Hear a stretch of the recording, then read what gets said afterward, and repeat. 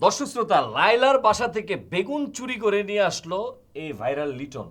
চুরি করে? ভাই চুরি করে না তো, আমি লালার বাসায় গেছি। হ্যাঁ। যাওয়ার পরে ওই যে আমাদের আলু বা ওই যে বিভিন্ন সবজি যেগুলা জালিতে তুই না, হ্যাঁ। ওই রকম জালিতে তো কিন্তু তুমি তো একটু আগে বললা যে লাইলার বাসায় গেলাম, দেখি এই জায়গায় বেগুন, সেই জায়গায় বেগুন, সোফার এখানে বসে পড়েছিল দুইটা বেগুন। এইটা কেন বললা?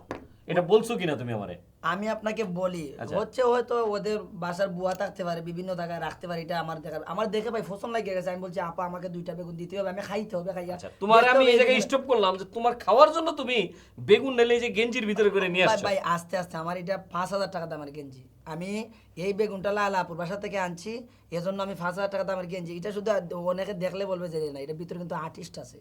এই যে মানে হ্যাঁ। ডিজাইন, এটা 5,000 টাকা দামের গেঞ্জি হ্যাঁ, বলো? এই যে আজকে কিনছে 5,000 টাকায়। আচ্ছা ঠিক আছে, ওই তোমার যে গেঞ্জিটা ইয়াতে, এখানে রাখলাম। এই কাকরাইল চায়না মার্কেট থেকে। দর্শক, যে- লাইলার বাসা থেকে বেগুন উদ্ধার করা হলো। উদ্ধার বলতে মানে দেওয়া হলো, নিয়ে আসলো এই ভাই।